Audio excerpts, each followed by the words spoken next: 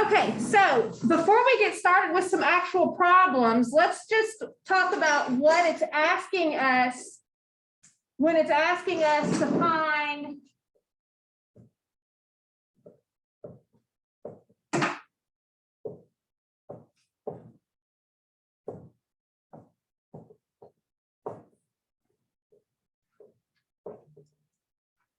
these things. Okay, sometimes it'll say, what are the solutions to the equation, or what are the zeros of the function, or what are the x-intercepts? And we're talking about quad equations. Or actually, I get this quadratic. 7.4.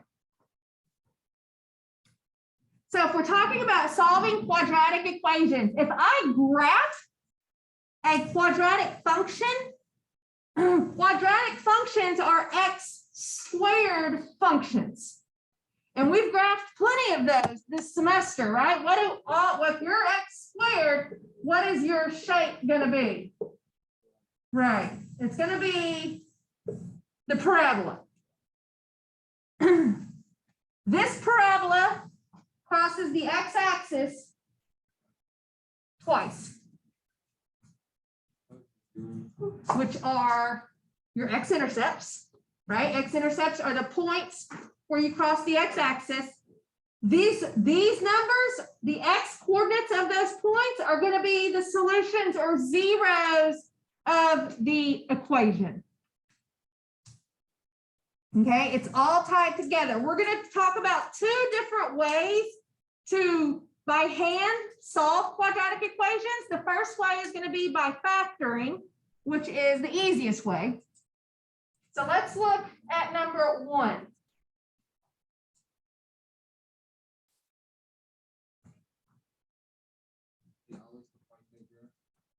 They're all, if it's x squared, it's going to be a parabola. Sometimes it'll have 2 x-intercepts. Sometimes it won't have any, because what if you're an upside down parabola, but you're down here? You're not ever going to cross the x-axis.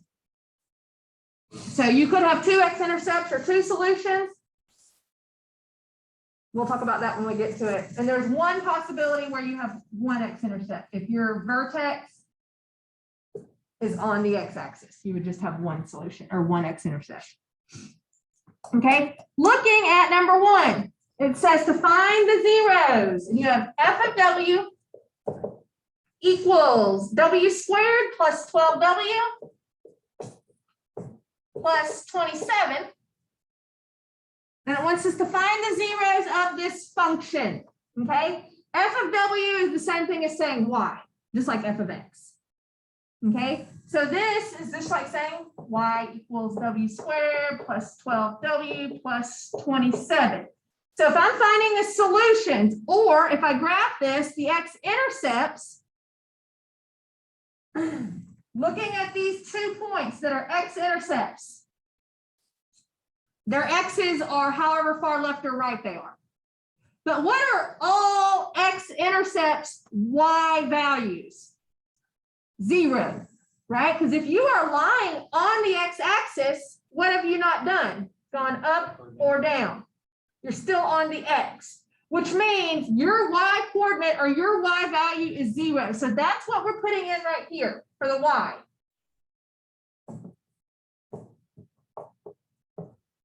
Now, I'm going to use factoring to solve this. Just bring down my 0. This is what's called a trinomial, just because it has 3 terms. So to factor a trinomial, we want to find what was multiplied together to get this trinomial, or in other words, what did we FOIL to get w squared plus 12w plus 27? Well, what would go here and here? Because what are you trying to get? W squared. There's only one way to do that. W times w. So now I need to find the numbers that go at the end of each of these. The numbers have to do 2 things. They have to multiply to equal 27.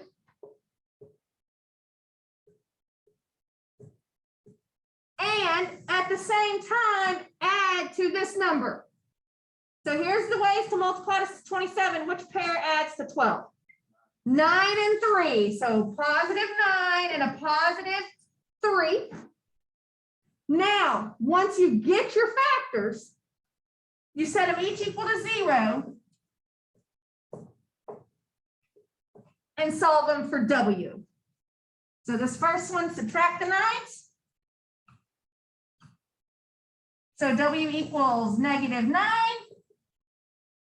And here, subtract the 3s.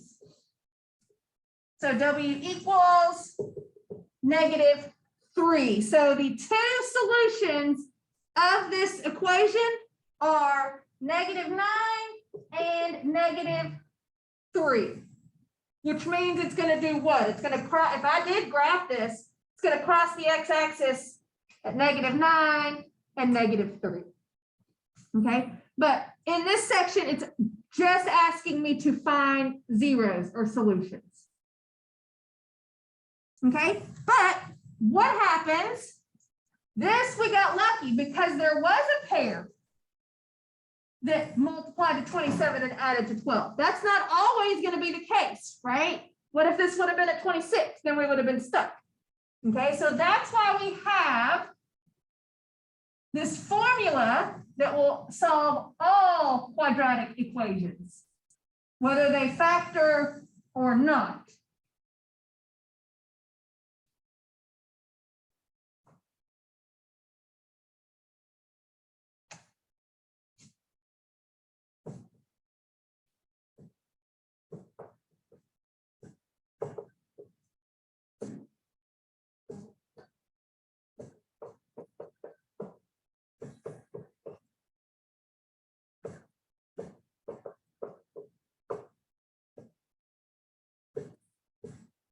Okay, so here's the quadratic formula. It's going to solve all quadratic equations.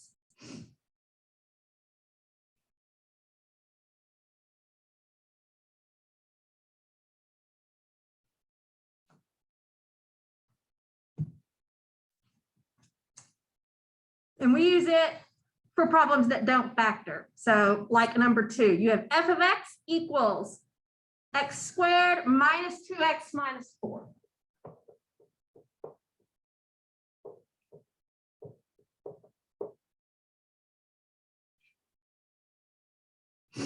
Okay? Don't write this because it's not going to work. If we tried to solve it like we did the last one, we wouldn't have any trouble getting x squared. We can do that. But where would we run into trouble? You have to multiply to equal negative 4. If you're multiplying to equal a negative, you're going to have a positive number and a negative number. So all those options would be negative 4 times positive 1 or positive 4 times negative 1. The other option would be 2 times negative 2. But do any of these pairs, if you add them together, give you negative 2? There's not a pair that will do that. That'll give you negative 3, positive 3, and 0 if you add them together. So factoring is just not an option, which is why we have this formula, because it'll solve all of them. All right. This formula, the opposite of b plus or minus the square root of b squared minus 4ac all over 2a, not any necessary to memorize that, right? You just have it in your notes. So the first step is to find your A, B, and C. So I'll have the numbers to plug into the formula. The A is always what's in front of x squared. In this case, that's a 1. Your B is what's in front of the x. In this case, negative 2. And your C is your constant. In this case is negative 4.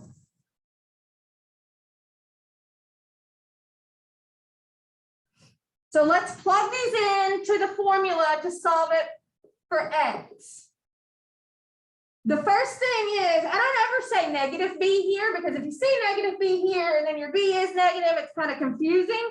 I always call this the opposite of b. Because now if I come down here and I see what b is, what would be the opposite of this one? 2. So then plus minus. And you have a long square root.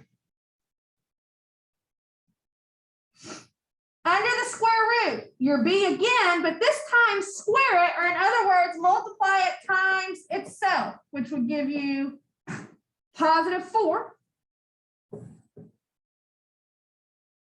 And then you have this minus 4. It's always there. It's part of the formula. And then your a and your c. My a is 1. My c is negative 4. And then I'll put that all over. My denominator is 2 times a, which in this case is 2 times 1. Now, the steps from here to the end are simplifying this fraction. The first thing you're going to do and to simplify is type in your, I just need to know, what is this? So that's exactly what I'm going to type in my calculator, not the square root part, just what's underneath it. Exactly how it's written here, which is 4 minus 4, open parentheses 1, close them, open parentheses negative 4, close them. So exactly like you see underneath that square root, hit enter. So this one gives me 20. So all this underneath this square root is 20. So 2 plus or minus the square root of 20 over 2. Now, this one is going to be your most difficult one. And the reason for that is this is not a good number that you want to see under your square root because it simplifies.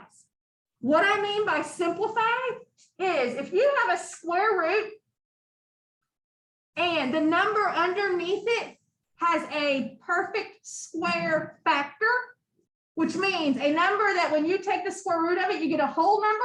So the numbers I'm talking about are 4, 9, 16, 25, 36, 49.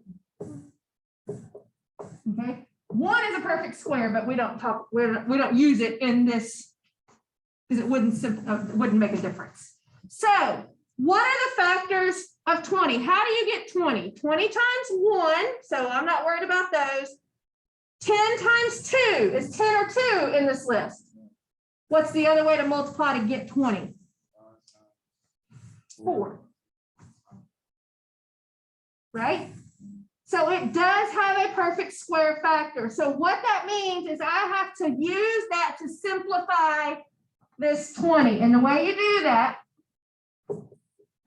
is you're going to break that 20 up into the numbers that multiply to give you 20 using the perfect square in this front radical. So what comes in here?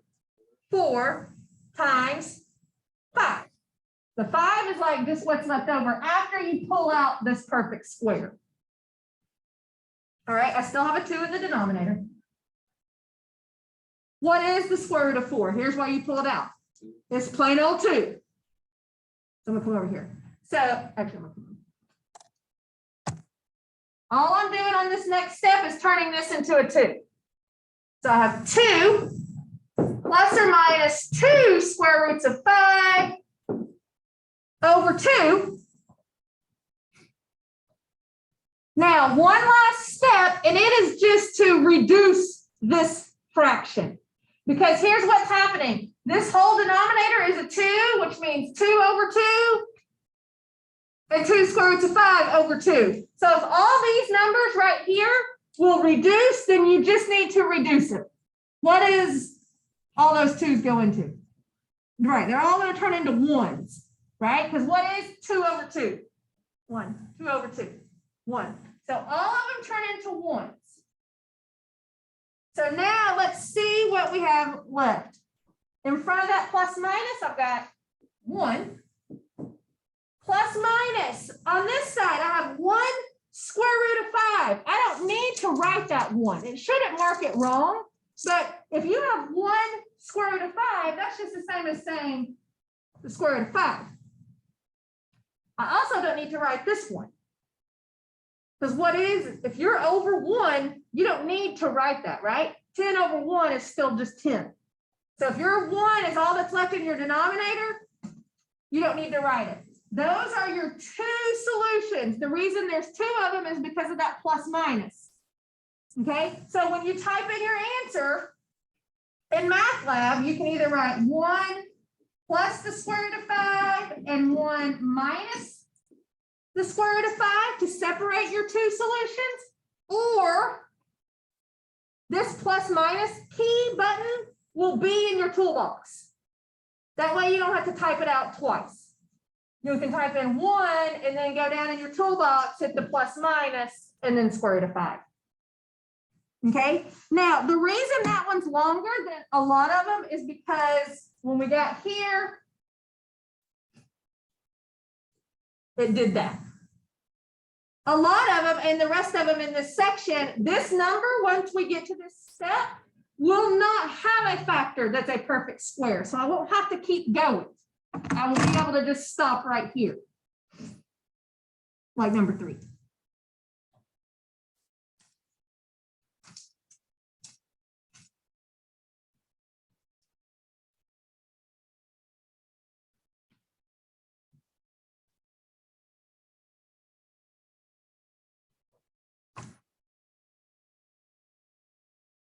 X squared plus 5x minus 3 equals 0. So solving a quad that's not going to factor, right? Because you're not going to be able to multiply to get -3 and use the same numbers to add to 5, which means quad formula.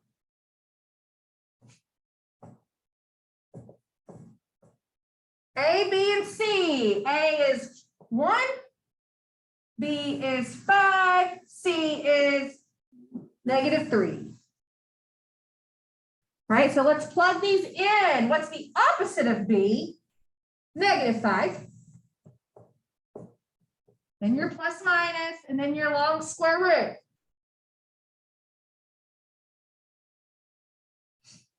B, but square it. So 5 squared gives me 25.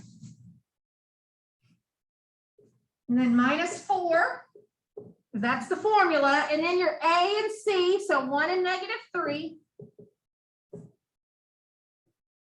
All over 2 times A, which is 2 times 1. So remember what we do next. We figure out what this number is. And type it exactly like you see it in your calculator. So 25 minus 4. Open parentheses 1, close, open parentheses -3, close. So exactly what's underneath your square root. And it gives you 37. So now I have -5 plus or minus the square root of 37 over 2. So you see what I'm talking about? This is a good number because do any of these go into 37 evenly? I mean, 30, you're already too, these are too big. They're not going to go in there. 9 goes into 36, but not 37. 4 doesn't go into 37. So none of these numbers go into 37, which is good because that means I don't have to break that up or simplify it. These are your exact solutions. You're done with that part. Because this one also wants to know the approximate solutions, which means the decimal. So what I'm going to do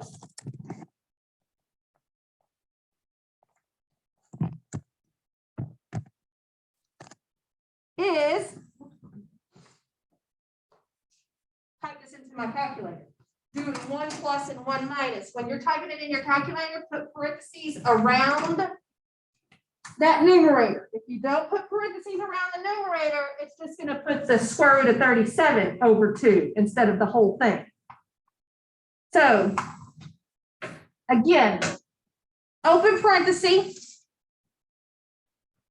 -5. I'm going to start off with just doing the plus. Then square root. So second square root button. Under the square root, put 37. Now it's going to keep going under that square root until tell it you're done with the square root? By pushing your right arrow key. Because watch when I push the right arrow key. It'll stop my square root. Then close it. Because you want that whole numerator in the top. And then divide it by your denominator, which is 2. Enter. So this is an approximate solution, right? This decimal keeps going. So that's why it's approximate. It's not exact. Your square root of 37 answer is your exact solution. This is an approximate one that it wants me to round to 3 decimal places. So after my decimal, 1, 2, 3, I'll always have to check the next number to see whether I need to round up or not, right? So if it's 5, if it's below 5, I don't need to, which means I don't need to round this one up. So 0.541 is your first approximate solution. Now to get your other one, you're going to type in the same thing except minus. So open, -5 this time, minus the square root of 37. Don't forget to arrow to the right to get out of your square root. And then close it over 2. So again, 3 places after the decimal. I don't need to round up, so my other approximate solution will be -5.541.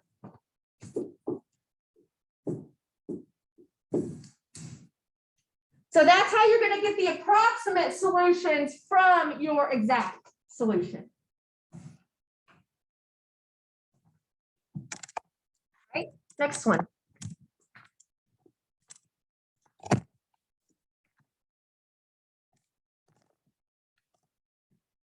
Number 4.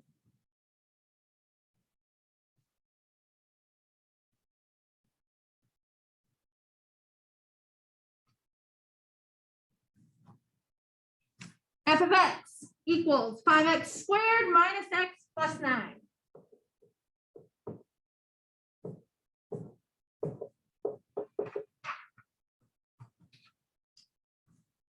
All right, let's find your A, B, and C.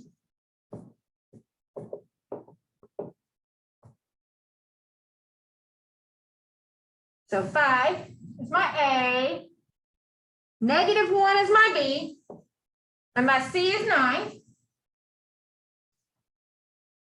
So let's plug this in. The opposite of B will be +1, good. Plus minus. The long square root, what is B squared? -1 times itself is +1. Then the -4. And A and C. A and C are 5 and 9. All over 2 times A, which is 2 times 5.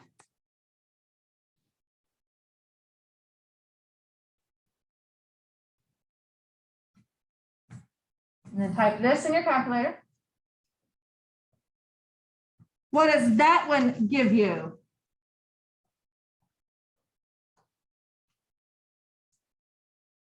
So 1 minus 4, open 5, close, open 9, close. So again, exactly what's underneath the square root. This time it gives me -179.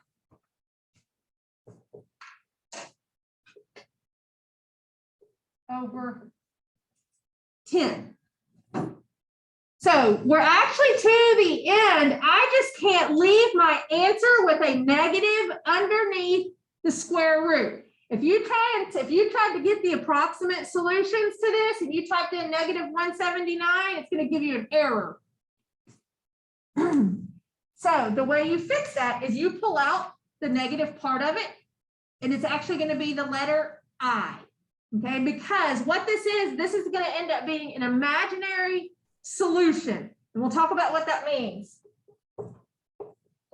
So all you do to turn what's underneath here positive is pull out the I, which turns it to +179 over 10. Those are your solutions. Now, remember, what are you finding when you're finding these solutions to a quad problem? If I've graphed this, this should be where they cross the x-axis. Well, this makes it not be on the number line. It's not a real number, okay? Because of this negative right here, which just means it's one of those parabolas that doesn't have any x-intercepts, which means it could be like right here. It's just not ever going to cross the x-axis, right? All the other answers I have been getting are x-intercepts. Since this one ended up being an I, it doesn't have any x-intercepts. So this is the solution. It's just imaginary. Because of this negative right here. If what's underneath here ends up being negative, it means it's still a parabola because it's still an x squared graph. It's just not ever going to cross the x.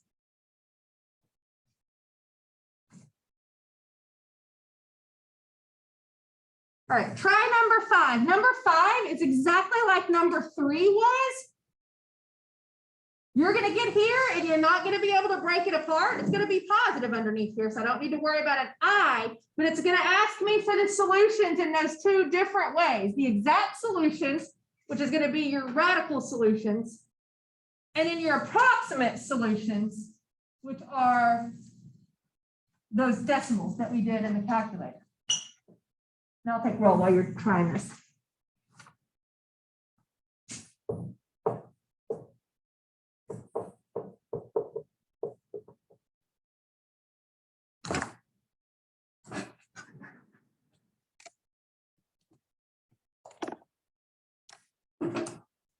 Okay, A, B, and C. A is 3, B is -7, and C is -5. So let's plug it in. The opposite of B will be +7. Plus minus. Square root. My B squared will be +49. Good. Did it give you -49? Put parentheses around it. Because if not, this is what you're telling your here's the different things you would be telling your calculator. These are two different things. This -7 squared, the only thing that the calculator is going to be squaring is the 7, which means it will be doing 7 times 7 and bringing down the negative. This is telling your calculator to include the negative in what you're squaring. So that's why you need to put parentheses around it. Also, this is not ever going to be negative. It's always going to be positive, even if that's negative. Because once you square it, it turns positive. Okay, so I'm glad you brought that up. Yeah, if you're squaring in your calculator, make sure you put a parentheses around your number. So then -4, and then your A and C, which is 3 and -5, all over 2 times A, which in this case is 2 times 3. So let's see what I get under the square root. I've got 49 -4, open parenthesis 3, close, open parenthesis -5, close, and it gives me 109. So I've got 7 plus or minus the square root of 109 over 6. Okay, so this problem, just like number 3, is going to ask you for the exact solutions, which are these, and the approximate solutions. So again, I'm just going to type this in my calculator to get the decimal. So let's see. Open parentheses 7. And just do them separately. So this time I'm going to do the plus. Second square root 109. Arrow to the right to get out of your radical and close the parenthesis. And then divide it by 6. Hit enter. This time when we're rounding to 3 decimals. So there's 3 decimals, that 2.906. But look at the number after 6. It is 7. which means I need to round up to 2.907.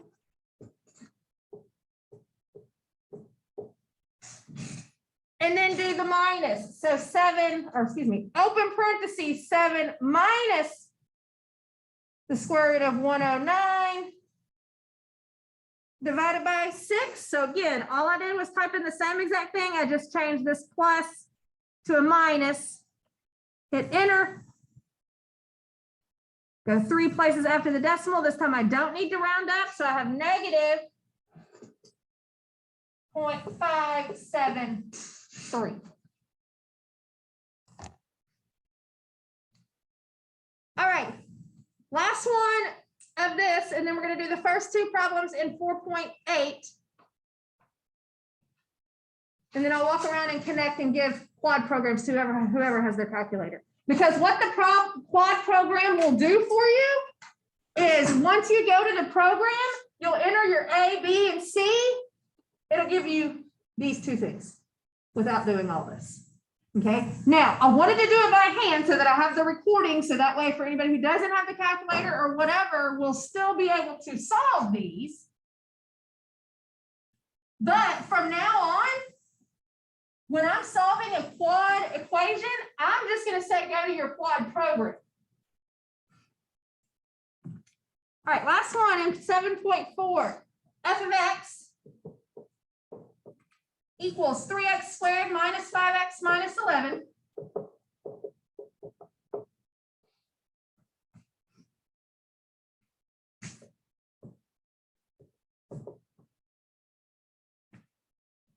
A, B, and C are 3, negative 5, negative 11.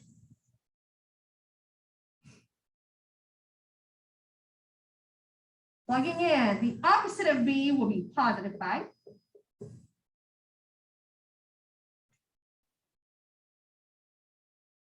Under the square root, B squared will be positive 25, and then your minus 4, A and C.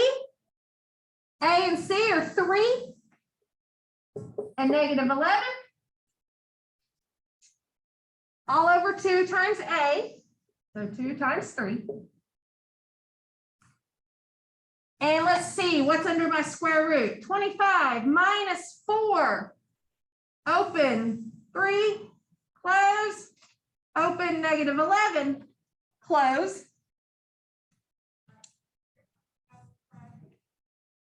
$157. So 5 plus or minus the square root of 157 over 6. And this one actually just asks for the exact solution, so I don't need to get the decimal here. All right, now just to tie this in to the beginning of 4.8. Every single one of these equations that I have just solved in this section, if I had put them in y equals, they would have been parabolas. The solutions are where they are crossing the x-axis. So in 4.8, it gives me the equation, but it also gives me the graph. Like on number 1, says find the solutions of x squared minus 2x minus 15 equals 0, but then it graphs it for me.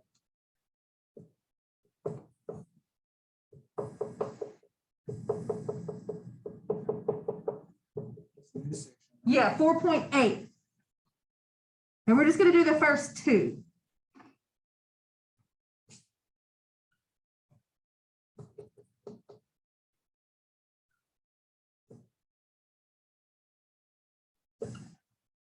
So it gives me the equation, and then it shows me what the equation looks like on the graph. It's a parabola, and it highlights its x-intercepts. So it's going to ask me 2 things. It's going to ask me what are the x-intercepts, and there's 2 of them, right? It crosses the x in 2 spots. X-intercepts are points, which means each x-intercept is going to be an ordered pair.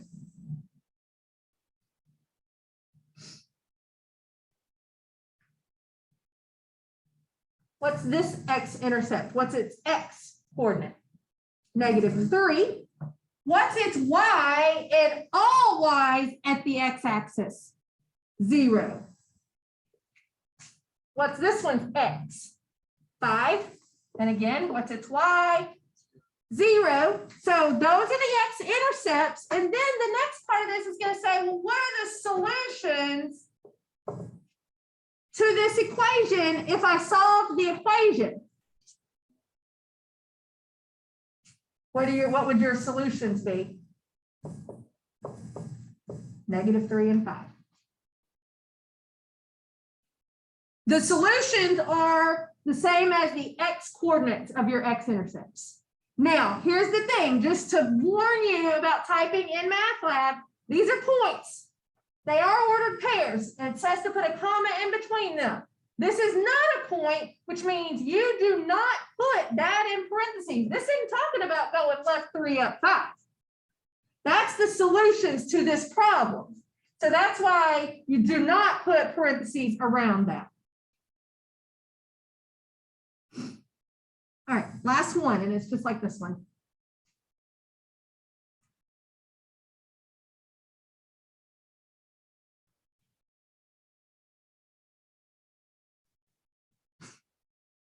Five plus 4x minus x squared equals 0. But then once again, it gives me the graph of it, which means I can use the graph to find the solutions instead of factoring or the quad formula. If I have the graph, I just pick out the x-intercepts.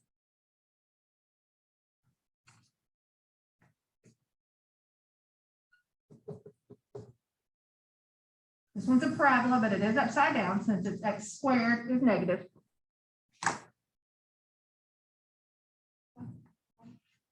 Yeah. So the x-intercepts of this parabola, again, come in point form or ordered pair form. This one is at -1, 0. And this one again is at +5, 0. So those are the x-intercepts. And then what are your solutions? -1 and 5. Yeah. So if you plug this in, or if you solve this by using the quad formula or by factoring, that's what you're going to get as your two answers. So now what I'm going to do